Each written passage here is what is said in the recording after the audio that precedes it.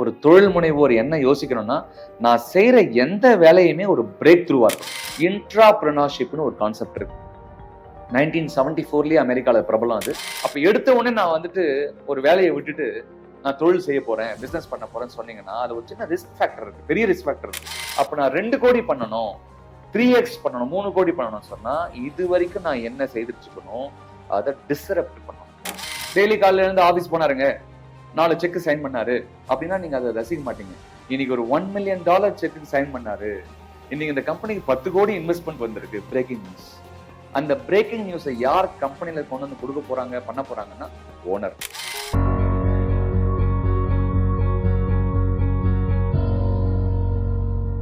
வணக்கம் நேயர்களே. போன எபிசோட்ல நம்ம ஆனந்த் சாருடைய நிறைய தகவல்கள் நம்ம அவர்கிட்ட இருந்து தெரிஞ்சுக்கிட்டோம். அதோடைய தொடர்ச்சியா இந்த எபிசோட்ல இன்னும் நிறைய தகவல்கள் தெரிஞ்சுக்கலாம். பார்ப்போம். ஆனந்த் சார், வணக்கம் சார். எஸ், வணக்கம். அதாவது இந்த ஸ்கேலிங் அப் சொல்றோம் இல்லைங்களா, அந்த ஸ்கேலிங் அப்ல நிறைய பேருக்கு பிரச்சனை இருக்கும் சார். நிறைய பேர் ஒரு லெவல் ரீச் ஆகிட்டு அடுத்த லெவல் போறதுக்கு ஸ்ட்ரகிள் பண்ணிட்டு இருக்காங்க. ஸோ அவங்களுக்கு உங்களோட சஜஷன் என்ன சார்? என்ன பண்ணா நம்ம வந்து மிகப்பெரிய ஒரு நம்ம சாதாரண பிசினஸை மிகப்பெரிய ஒரு சாம்ராஜ்யமா மாற்ற முடியும் சார்? 3 ஸ்டேஜா நான் இதை பாக்குறேன். நீங்க முதல் கேட்ட கேள்விக்கே கூட ஒரு சின்ன ஆன்சர் இதுல ஆட் பண்ண வேண்டியது. வேலைக்கு போகும் மனிதர்கள் ஒரு நல்ல பொசிஷன்ல மேனேஜரா இருக்கீங்க, ஒரு நல்ல 5 வருஷம் 10 வருஷம் எக்ஸ்பீரியன்ஸ் ஆயிடுச்சுன்னா ஒரு சின்ன ஆசை வரும். ஒரு 30-35 வயசுல இதெல்லாம் வரும். ஒரு 10 வருஷம் எக்ஸ்பீரியன்ஸ் ஆயிடுச்சு, நம்ம நல்ல டேலண்ட் இருக்கு, ஸ்கில் இருக்கு, மார்க்கெட்ல ஆப்பர்ச்சுனிட்டி நிறைய இருக்க மாதிரி தெரியுது. நிறைய விஷயங்கள் இன்னைக்கு வந்து thanks to technology, YouTube, social media நம்மளை தேடி வாட்ஸ்அப் மூலமா வந்து விழுது. நிறைய விஷயங்கள் சாதனைகள் பண்றவங்களை பத்தி வருது. இவெல்லாம் பண்றாங்க, சாதாரணமா இப்படி வந்திருக்காங்க, நம்ம பண்ணலாம்னு ஆசை வரும் இல்லையா? அப்ப எடுத்த உடனே நான் வந்துட்டு ஒரு வேலையை விட்டுட்டு நான் தொழில் செய்ய போறேன், பிசினஸ் பண்ண போறேன்னு சொன்னீங்கன்னா அது ஒரு சின்ன ரிஸ்க் ஃபேக்டர் இருக்கு, பெரிய ரிஸ்க் ஃபேக்டர் இருக்கு. ஏன்னா உங்களுக்கு கல்யாணம் ஆயிருக்கும், உங்களுக்கு குழந்தை இருக்கும், ஆசை இருக்கும். ஆனா அதை செய்து பணமா மாறி அதை ஒரு சக்சஸா டேஸ்ட் பண்றதுக்கு எல்லாராலையும் உடனே முடியாதுல்ல. அதுக்கு ஒரு அழகான ஆப்பர்ச்சுனிட்டி என்னன்னா, அதை நான் பல வருஷங்களா சொல்லிட்டு இருக்கேன். இன்ட்ராபிரனர்ஷிப்னு ஒரு கான்செப்ட் இருக்கு. 1974லயே அமெரிக்கால பிரபலம் அது. இன்னைக்கு பல நிறுவனங்கள்ல உள்ள ஒர்க் பண்ணாலும், எம்ப்ளாயா ஒர்க் பண்ணாலும் மேனேஜ்மெண்ட் என்ன பண்ணுவாங்கன்னா ஃப்ரீடம் கொடுத்துருவாங்க. நீங்க தான் இந்த கம்பெனிக்கு வந்து ஒரு ப்ராஃபிட் சென்டர் ஹெட், நீங்க தான் ஒரு ஓனர் மாதிரி நினைச்சுக்கோங்க, நீங்க என்ன உங்களுக்கு ஃப்ரீடம் வேணுமோ எடுத்துக்கோங்க, நம்ம கம்பெனி அடுத்த கட்டத்துக்கு கொண்டு வாங்க நீங்க அப்படின்னு மேனேஜ்மெண்ட்டே சொல்றாங்க. ஸோ நீங்க ஒர்க் பண்றீங்க, ஆனா உங்களுக்கு ஃப்ரீடம் இருக்கு. ஒரு எம்ப்ளாயிக்கும் ஆண்டர்பிரினருக்கும் உள்ள டிஃபரன்ஸ் என்ன? இவருக்கு வந்து ஃபினான்ஷியல் ரிஸ்க் அதிகம், அவருக்கு ஃபினான்ஷியல் ரிஸ்க் கிடையாது. இவ்வளவுதான், வேலை ஒண்ணுதானே இல்லையா? அப்ப பண்ணும்போது நீங்க சொல்லலாம் மேனேஜ்மெண்ட்ல, ஐயா நான் 10 வருஷமா இங்க ஒர்க் பண்ணிருக்கேன், எனக்கு என் டேலண்ட் உங்களுக்கு தெரியும், என்னால கம்பெனிக்கு இம்ப்ரூவ்மெண்ட் இருக்கு, அதனால நீங்க வச்சிருக்கீங்க என்ன, எனக்கு சில ஃப்ரீடம், நான் உங்க கம்பெனிக்கு ஒர்க் பண்றேன், எனக்கு சில ஸ்டேக் கொடுங்க, எனக்கு நீங்க ஸ்டேக் கொடுக்க முடியுமா, நான் கேன் ஐ பார்ட்டிசிபேட் அப்படின்னு ஒரு கேள்வி கேட்கும்போது எல்லாருக்கும் இது கிடைக்குமா சொல்ல முடியாது. ஆனா கண்டிப்பா இது வரைக்கும் பேசாம அடந்தியாக உள்ளுக்குள்ள அவர்கிட்ட ஆசையை வச்சிருக்காருல்ல, அவருக்கு இது வாய்ப்பு. இது ஃபர்ஸ்ட் பார்ட். 2வது, நான் கம்பெனி ஆரம்பிச்சிட்டேன், ஒரு தொழில் முனைவோரா இருக்கேன், சோவா கம்பெனி ரன் பண்ணிட்டு இருக்கேன். அதாவது டே போயிட்டு இருக்கு. எப்படி சார் பிசினஸ் போகுதுன்னு சொன்னா ஓடிட்டு இருக்கு சார் சொல்லுவோம்ல, சுமாரா போகுது சார்னு சொல்லுவோம் இல்லையா? அப்படி இல்லாம இல்ல நான் அடுத்த கட்டத்துக்கு போகணும், நான் இப்ப 1 கோடி டர்ன் ஓவர் பண்றேன்னு வச்சுக்கோங்க ஒரு வருஷத்துக்கு, நான் அடுத்த வருஷம் 1.25 கோடி, நான் எடுத்த உடனே 100 கோடி பண்ணோம்னா நான் வந்து பெருசா நான் ஷோ காமிக்க விரும்பல. 1 கோடி பண்றவர் ஒரு 1.25 கோடி, 1 கோடி பண்றவர் ஒரு 1.5 கோடி, 2 கோடி, 2x அப்படி பண்ணணும்னு சொன்னா நீங்க 1 கோடிக்கு என்ன ஃபார்முலாவை இது வரைக்கும் அப்ளை பண்ணீங்களோ அதே ஃபார்முலாவை 2 கோடி பிசினஸ்க்கு அப்ளை பண்ண முடியாது. அதே அப்ளை பண்ணா அதே 1 கோடி தான் வரும். இன்ஃபிளேஷன் சொல்ல போனா இன்ஃபிளேஷனுக்கும் காஸ்ட் ஆஃப் லிவிங்க்கும் அந்த 1 கோடியே உங்களுக்கு வந்து ப்ராஃபிட் அவ்வளவு வராது. அப்ப நான் 2 கோடி பண்ணணும், 3x பண்ணணும், 3 கோடி பண்ணணும்னு சொன்னா இது வரைக்கும் நான் என்ன செய்துட்டு இருக்கணும், அதை டிஸ்ரப்ட் பண்ணணும். நான் அதை அப்படியே விட்டுட சொல்ல. நான் 2 கேள்வி எப்பவுமே என்ன கேட்டுப்பேன் சார். நிறைய பேருக்கு நான் சொல்லியிருக்கேன், வேற என்ன சந்திக்கக்கூடிய வராங்க இல்லையா, நிறைய பேர் என்ன சந்திக்க வருவாங்க, ஆண்டர்பிரினர்ஸ் ரெகுலரா வருவாங்க. அவங்க என்ன சொல்லுவாங்கன்னா, நீங்க எந்த வேலை எடுத்தாலும் 2 கேள்வி கேளுங்க. இந்த வேலையை நான் செய்யணுமா, ஃபர்ஸ்ட் கேள்வி. 2வது, அதை இப்ப செய்யணுமா, இதை நான் செய்யணுமா, நானும் செய்யலாம், சரி என்னோட சிறப்பா யாராவது செய்ய முடியுமா, நம்ம ஆபீஸ்ல அட்லீஸ்ட் 80% பண்ண முடியுமா, அந்த வேலையை எங்க கொடுத்துருங்க. Power of delegation. The moment நீங்க அந்த வேலையை உங்ககிட்ட இருந்து அடுத்தவங்க கிட்ட மூவ் பண்ணிட்டீங்கன்னா, அப்ப அந்த வேலைக்கு செய்ய நீங்க எடுத்துக்கொள்ளக்கூடிய டைம் இருக்கு இல்லையா, ஒரு 1 hour, அந்த 1 hour சேவ்ட் இல்ல. அப்ப அந்த 1 hour நீங்க என்ன பண்ணுவீங்க, அடுத்த ஹையர் லெவல் யோசிப்பீங்க. அதை என்ன சொல்லுவோம்னா பிரேக் த்ரூன்னு சொல்லுவோம். ஒரு தொழில் முனைவோர் என்ன யோசிக்கணும்னா, நான் செய்யற எந்த வேலையுமே ஒரு பிரேக் த்ரூவா இருக்கும். ரெகுலர் ரிப்பீட்டட் ஜாபா இருக்கக்கூடாது. ரிப்பீட்டட் ஜாப் செய்யறவங்க எம்ப்ளாயி, பிரேக் த்ரூ பண்றவர் ஓனர். நீங்க நியூஸ் பேப்பர் திறந்த உடனே பிரேக் த்ரூ நியூஸ் தான் நீங்க பாக்குறீங்க. டெலிவிஷன்ல பிரேக்கிங் நியூஸ் தான் போடுறோம், அப்பதான் நீங்க பாக்குறீங்க. ஆன் லுக்கர்ஸ் நம்ம பாக்குறோம். ஏன் பாக்குறோம்? Every time you want special news, special update. Daily காலையில இருந்து ஆபீஸ் போனாருங்க, 4 செக் சைன் பண்ணாரு அப்படின்னா நீங்க அதை ரசிக்க மாட்டீங்க. இன்னைக்கு ஒரு $1 million செக்கு சைன் பண்ணாரு, இன்னைக்கு இந்த கம்பெனிக்கு 10 கோடி இன்வெஸ்ட்மெண்ட் வந்திருக்கு, பிரேக்கிங் நியூஸ். அந்த பிரேக்கிங் நியூஸை யார் கம்பெனில கொண்டு வந்து கொடுக்க போறாங்க, பண்ண போறாங்கன்னா ஓனர். அப்ப அந்த ஓனர் அதை செய்யணும்னா அவர் டெய்லி போய் ஆபீஸ்ல 9:30 to 5:30 வரைக்கும் சீட்டு தேய்க்கிற வேலை பண்ணக்கூடாது. அந்த பிரேக்கிங் நியூஸ் வர மாதிரி வேலை செய்யணும். அந்த வேலை என்ன? இதை உட்காந்து யோசிக்கும் போது நீங்க டே டு டே ஆபீஸ்ல வேலை செய்ய போவீங்கல்ல, நாலுல செய்ய மாட்டீங்க. உங்களுக்கு தூக்கமே வராது. ஐயோ இது என்ன போர் அடிக்கிற வேலை பண்ணிட்டு இருக்கேன், இன்னும் கொஞ்சம் பெட்டர் ஒர்க் பண்ணணும். அப்ப நான் பெட்டரா என்ன பண்ணணும்? நான் பெரிய டிக்கெட், ஹை டிக்கெட் கஸ்டமர்ஸை பார்க்கணும். இப்போ ஒரு ஆர்டர் வேல்யூ வந்து உங்களுக்கு 50,000 வச்சுக்கோங்க, ஒரு ப்ராடக்ட் விற்கிறீங்க. நான் 5 லட்சம் ரூபாய் இன்வாய்சிங் பண்ற மாதிரி என்ன ஒர்க் பண்ணிருக்கேன், எஃபர்ட் போட்டிருக்கேன். அப்ப 5 lakhs எனக்கு கொடுக்கணும்னா அந்த 5 lakhsக்கு நான் என்ன வேல்யூ ப்ரொபோசிஷன் கொடுக்கணும் அந்த கஸ்டமருக்கு? அதுக்கு நான் என் கம்பெனியை என்ன கட்டமைப்பை உயர்த்தணும்? R&Dலயா இருக்கலாம், இன்னோவேஷன்லயா இருக்கலாம், சேல்ஸ் மார்க்கெட்டிங்கா இருக்கலாம், கஸ்டமர் சர்வீஸ்லயா இருக்கலாம், குவாலிட்டி ஆஃப் த ப்ராடக்டா இருக்கலாம், ரேஞ்ச் ஆஃப் த ப்ராடக்டா இருக்கலாம், பிராண்டா இருக்கலாம். அப்ப எவ்வளவு விஷயம் இருக்கு. அதான் நான் என்னுடைய புத்தகம் 36 தங்க விதிகள்னு ஒண்ணு எழுதியிருக்கேன். நான் அதுல வந்து எழுதியிருப்பேன், 36 ரூல் எழுதியிருக்கேன் MSME. இந்த 36 ரூல் நீங்க பண்ண ஆரம்பிங்க. நேற்று இருந்த அறிவழகு இன்னைக்கு கிடையாது, நாளைக்கு கண்டிப்பா இது கிடையாது. ஸோ எவ்ரிடே 0.001% காம்பவுண்டிங்ல போட்டு பாத்தீங்கன்னா ஒரு 1 year கழிச்சு பாத்தீங்கன்னா நீங்க வந்து அந்த லாஸ்ட் இயர் அறிவழகு கிடையாது. இந்த வருஷம் நீங்க வேற, அதுக்கு அடுத்த வருஷம் நீங்க. இப்படித்தான் பெரிய நிறுவனங்களோட ஓனர்ஸ் வந்து பிரெயின் ஸ்டார்மிங் பண்ணி ஸ்ட்ராட்டஜி மீட்டிங் வச்சு டெய்லி வந்து அடுத்த 3 வருஷம், அடுத்த 2 வருஷம், அடுத்த 4 வருஷம். இதுக்கு ஒரே ஒரு எக்ஸாம்பிள் சொல்லி இந்த கேள்வி நான் முடிக்கிறேன். நான் ஆன்சர் பண்ணிட்டு இருக்கேன்னு நினைக்கிறேன். இப்போ நீங்க ஒரு புது மொபைல் போன் வருது, ஒரு புது கார் வருதுன்னு வச்சுக்கோங்களேன், ஒரு புது படமே வருதுன்னு வச்சுக்கோங்களேன், அதுக்கு ஒரு 6 மாசம் 1 வருஷத்துக்கு முன்னாடியே டிஸ்கஷன் ஓடிட்டு இருக்கு. ஒரு மூவி எடுக்கிறாங்கன்னா 1 வருஷத்துக்கு முன்னாடியே date blocked, script blocked, director எல்லாருமே அந்த மூவியோட ஹீரோல இருந்து டைரக்டர் வரைக்கும் பேசி முடிச்சாச்சு, சீல் பண்ணியாச்சு. அவங்க சீல் பண்ணிட்டு ஒரு ஆடியோ ரிலீஸ்க்கு வருவாங்க. எதுக்கு வருவாங்கன்னா போன வருஷம் எடுத்த படத்தோட ரிலீஸ்க்காக வந்துட்டு இருப்பாங்க. ஆனா அவங்க மைண்ட் ஃபுல்லா அடுத்த படத்துக்கு இருக்கும். So from movie to business strategy, brain storming, இதுதான் வந்து அடுத்த கட்டத்துக்கு உயர்த்தும். அப்பா கிட்டத்தட்ட ஒரு பூஸ்ட் குடிச்ச மாதிரி இருக்கு சார். ஒரு சாதாரண பிசினஸ் ஓனரா இருந்து ஆண்டர்பிரனரா மாறணும் அப்படின்னா என்னென்ன செயல்கள் செஞ்சா இந்த மாற்றம் அப்படின்றது நிகழும் அப்படின்றத ரொம்ப அருமையா சொல்லிருக்கீங்க சார். நீங்க சி சேஞ்ச் அப்படின்ற ஆர்கனைசேஷனுடைய நிறுவன தலைவராக இருக்கீங்க. சி சேஞ்ச் நிறுவனமா இருக்கட்டும், நீங்களா இருக்கட்டும், நம்மளுடைய ஆண்டர்பிரனர்ஸ்க்கு இல்ல வளர்ந்து வரக்கூடிய தொழில் முனைவோர்களுக்கு என்ன மாதிரியான சர்வீசஸ் கொடுக்குறீங்க? அந்த தொழில் முனைவோர்களை அடுத்தடுத்த நிலைகளுக்கு கொண்டு போறதுக்கு உங்களோட நிறுவனம் எந்த அளவுக்கு சப்போர்ட்டிவா இருக்கு sir? Thank you for asking sir. நான் வந்து 2002 இது வந்து நாங்கள் ஆரம்பிக்கிறோம். ஃபர்ஸ்ட் ஃபியூ இயர்ஸ் பார்த்தீங்கன்னா ட்ரைனிங், அது மட்டும் தான் நாங்கள் ஃபோக்கஸ் பண்ணுவோம். ட்ரைனிங் அண்ட் கோச்சிங், இதுதான் ஃபோக்கஸ். ஒரு நிறுவனத்துக்கு போகிறது, அங்கே இருக்க எம்ப்ளாயிஸுக்கு, அங்கே இருக்க ஆண்டர்பிரனருக்கு ட்ரைனிங் கொடுப்போம், எல்லாம் பண்ணுவோம். 2013 ஒரு ஷிஃப்ட் நடந்தது. 2008 நடந்தது. இந்த சப்ரைம் கிரைசிஸ் வந்தது, லெஹ்மன் பிரதர்ஸ் அந்த ஃபால் வந்தது இல்லையா? அப்போ வந்து எங்களுக்கு ஒரு ஐடியா தோணுச்சு, என்ன வந்ததுன்னா ஆப்பர்ச்சுனிட்டி மார்க்கெட்டில் ரெசெஷன் செட் ஆகிடுச்சு, அப்ராட்லாம் ரெசெஷன் செட் ஆகி நம்ம ஊர்லாம் அது பிரச்சனை வரும்போது நம்ம வந்து வெறும் நாலேஜை மட்டும் கொடுத்து நம்ம ஆண்டர்பிரனர்ஸ்க்கு வந்து அடுத்த லெவலுக்கு அவங்க உயர்த்த முடியாது. வெறும் நாலேஜ் 1000 பேர் கொடுக்குறாங்க. அதுவும் இன்னைக்கு thanks to YouTube and technology எல்லா நாலேஜுமே அவைலபிள் ஃப்ரீ சார். நீங்க எந்த சப்ஜெக்டை போய் வேணும் இதை பத்தி தெரிஞ்சுக்கணும்னா நீங்க யூடியூப்ல போய் சப்ஜெக்ட் பேர் அடிச்சா போறோம். இன்னைக்கு லேட்டஸ்டா சாட் ஜிபிடில போயிட்டு நீங்க அதை ஒரு லைன் டைப் பண்ணீங்கன்னா அது உங்களுக்கு கிளீனா ஸ்டெப் பை ஸ்டெப் கொடுத்துரும். So knowledge is available now plenty. Information knowledge வந்து கையில வந்தாச்சு. ஆனா இன்ஃபர்மேஷன் நாலேஜ் வந்து எக்ஸ்பீரியன்ஸ் கிடையாது.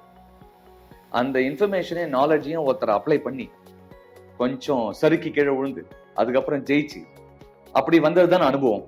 அந்த அனுபவத்தை நம்ம ஏன் வந்து ஒரு ஆண்டர்பிரனருக்கு கொடுக்கக்கூடாது, சர்வீஸா கொடுக்கக்கூடாது? இப்போ என்கிட்ட ஒருத்தர் வராரு, சார் டைம் மேனேஜ்மெண்ட் பத்தி எனக்கு ஃபுல்லா தெரியும் சார், நான் புக்கு படிச்சுட்டேன், எனக்கு வந்து 7 Habits of Highly Effective People படிச்சாச்சு, அதுல ஸ்டீஃபன் ஆர்கோவே வந்து டைம் மேனேஜ்மெண்ட் பத்தி ஒரு கோட்ரண்ட் சொல்லிட்டாரு. என்கிட்ட ரிவர்ஸ்ல எக்ஸ்பிளைன் பண்ணுவார். அந்த அளவுக்கு நிபுணத்துவர்.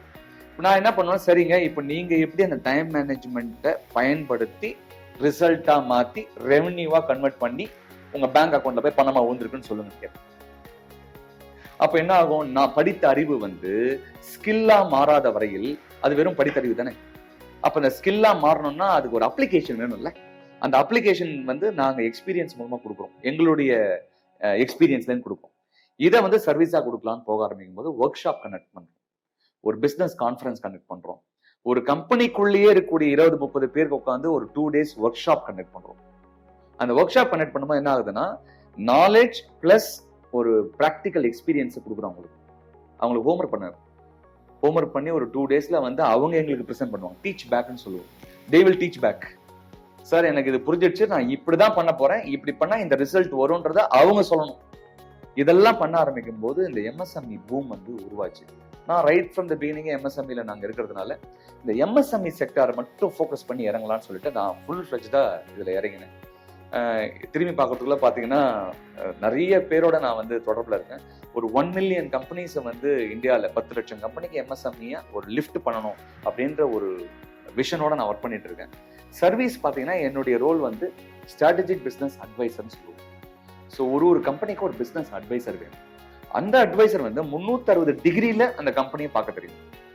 இப்போ உங்க கம்பெனி நான் வந்து பார்த்தேன்னா, நான் வந்து ஒரு 2-3 ஆட்டோமேஷன் டூல் வச்சிருக்கேன். டூல் வச்சு நான் உங்களை ஸ்கேன் பண்ணுவேன். மாஸ்டர் ஹெல்த் செக்அப் பேரு பண்ணிட்டு நான் ஒரு ரிப்போர்ட் உங்களுக்கு கொடுப்பேன். அரை மணி நேரம் உங்க டைம் எடுத்துப்பேன். 20 பேஜ் ரிப்போர்ட் கொடுப்பேன். அந்த 20 பேஜ் ரிப்போர்ட்ல உங்களுடைய சேல்ஸ் எப்படி இருக்கு, மார்க்கெட்டிங் எப்படி இருக்கு, ஆபரேஷன் எப்படி இருக்கு, ஃபினான்ஸ் எப்படி இருக்கு, ஹெச்ஆர் எப்படி இருக்கு, ஐடி எப்படி இருக்கு, R&D எப்படி இருக்கு, லீடர்ஷிப் எப்படி இருக்கு, இது எல்லாத்தையுமே இன்வென்ட்ரி, ஸ்டாக், இந்த மாதிரி விஷயங்கள் எல்லாமே போட்டு மார்க் போட்டுருவோம். ஸ்கோரே வந்துடும் உங்களுக்கு. உங்க கம்பெனியோட ஸ்கோர் எவ்வளவுன்னு சொல்லுங்க. 100க்கு உங்க கம்பெனி 40 மார்க், 60 மார்க், 80 மார்க். எது ரெட்ல இருக்கும், கிரீன்ல இருந்தா சக்சஸ், எல்லோனா ஓகே, ஆம்பர். ரெட்ல இருந்ததுன்னா இதெல்லாம் ரெட், இமீடியட்டா அட்ரஸ் பண்ணணும். அதுக்கு ரெக்கமெண்டேஷன் கொடுக்கும். சார் இதை நீங்க அடுத்த ஒரு வாரத்துக்குள்ள இதை சரி பண்றதுக்கு இதெல்லாம் அப்ளை பண்ணுங்க, இந்த டூல் அப்ளை பண்ணுங்க, இந்த பிராக்டிஸ் பண்ணுங்க அப்படின்னு சொல்லி அதை ஜேபிஎஸ்ன்னு யூஎஸ்லாம் சொல்லுவாங்க, ஜாயிண்ட் பிராக்டிஸ் செஷன். கூட உங்களோட உட்காந்து கோ டிராவல் பண்றது, ஒரு வீக்லி ஒன்ஸோ ஃபோர்த் நைட்லயோ உங்களோட ரிவ்யூ பண்றது. இப்பெல்லாம் ஜூம்லாம் இருக்கிறதுனால ஜூம்ல வருவாங்க.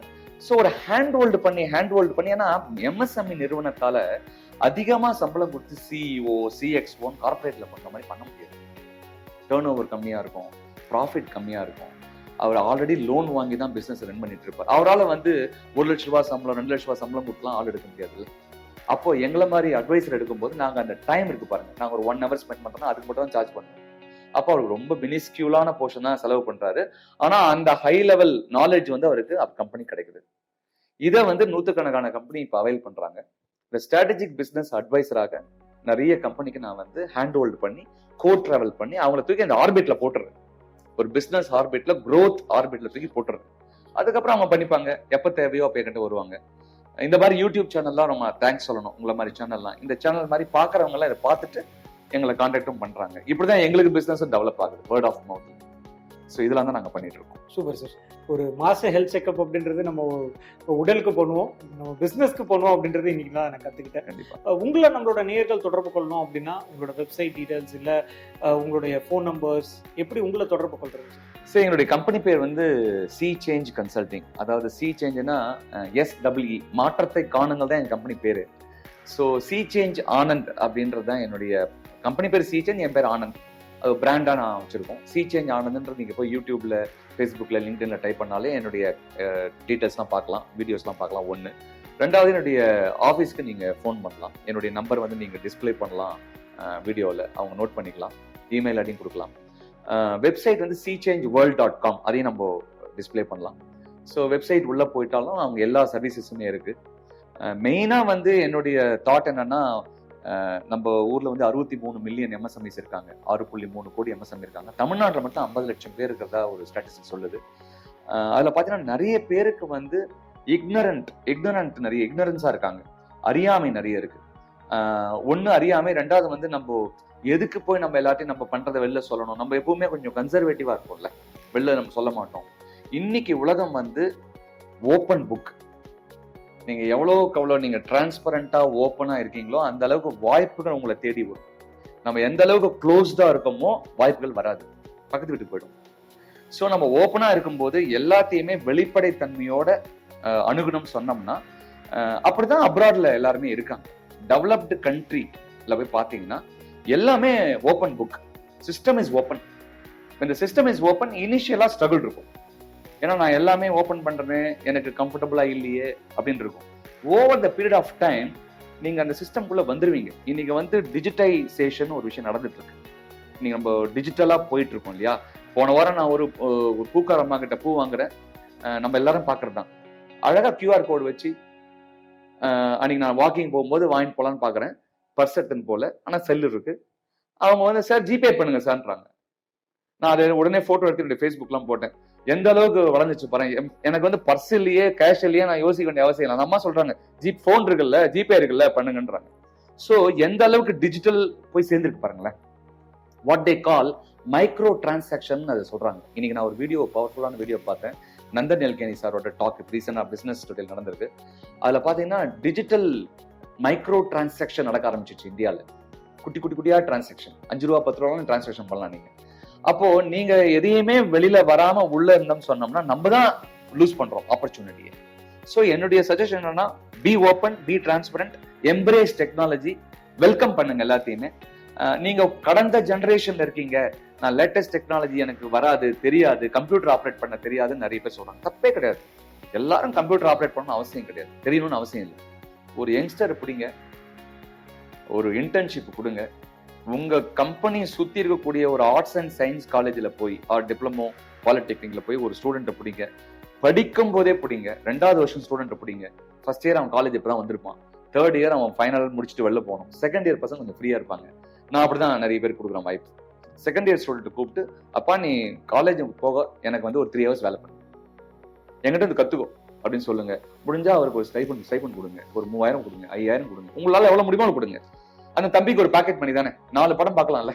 சோ பணம் வந்துடும். அவர் என்ன பண்ணுவாரு, உங்க கம்பெனியை டிஜிட்டலா மாத்துறதுக்கு நீ என்ன பண்ணுமோ பண்ணுப்பா அப்படின்னு சொல்லுங்க. ஒரு நடைமுறை அக்ரிமெண்ட் போட்டுக்கோங்க. ஏன்னா இஷ்டத்துக்கு ஏதாவது பண்ணி அப்புறம் கெட்ட பேர் வந்துடக்கூடாது. ஒரு ஃபேஸ்புக், லிங்க்டின், ட்விட்டர், இந்த மாதிரி யூடியூப், இந்த மாதிரி விஷயங்களை முதல்ல உள்ள வரணும். அப்புறம் ஒரு CRM, கஸ்டமர் ரிலேஷன்ஷிப் மேனேஜ்மெண்ட், சின்ன சின்ன சாஃப்ட்வேர், சின்ன சின்ன automation, task management, work flow, இதெல்லாம் கொஞ்சமா பண்ணிட்டு ஒரு வெப்சைட், இமெயில் ஐடி கிரியேஷன், இதெல்லாம் பண்ணாலே அவர் ஒரு 6 மாசத்துல உங்க கம்பெனியை வந்து பேப்பர்ல இருந்து டிஜிட்டலா மாத்திடுவார். உங்களுக்கு அது புரிஞ்சிடும். ஓ இதுதானா விஷயம். புரியாத வரைக்கும் தானே எல்லாமே பெரிய விஷயம். புரிஞ்ச உடனே என்ன பண்ணுவீங்க, சரிப்பா இந்த தம்பி நீ படிச்சு முடிச்ச உடனே எங்கிட்டே வேலைக்கு வந்துட்டு சொல்லுங்க, ஒரு வேலை கொடுத்துருங்க, ஒரு வேலையை கிரியேட் பண்ணுங்க. அந்த மாதிரி. ஸோ ஒரு கம்பெனிலையும் டிஜிட்டல் எக்ஸிகியூட்டிவ் அப்பாயிண்ட் பண்ணுங்க. ஒரு 10,000 15,000 20,000 உங்களால எவ்வளவு முடியுமோ அவர் என்ன கொடுக்குறாரு பண்ணிட்டீங்கன்னா வித்தின் 1 இயர்க்குள்ள நீங்க கொடுக்குற சம்பளத்தை விட அவர் அதிகமா உங்களுக்கு ரிட்டர்ன் கொடுத்துருவாரு. இது கண் கூட நான் பாக்குறேன். இப்படிதான் நம்ம வந்து கொஞ்சம் கொஞ்சமா கம்பெனியை நம்ம கொண்டு போலான்றது என்னுடைய. ஸோ நம்மளுடைய நேயர்களுக்கு ஆனந்த் சாருடைய நிறைய விஷயங்கள் வந்து தங்களோட பிஸ்னஸை அடுத்தடுத்த நிலைகளுக்கு கொண்டு போறதுக்கு மிகப்பெரிய ஒரு உந்து சக்தியா இருக்கும் அப்படின்னு நம்புறோம். இந்த மாதிரி பிசினஸ் ரீதியான நிறைய தகவல்கள் தெரிஞ்சுக்கிறதுக்கு என்னோட சேனலை சப்ஸ்கிரைப் பண்ணுங்க. நன்றி சார். நன்றி அரவிந்தன். தேங்க்யூ.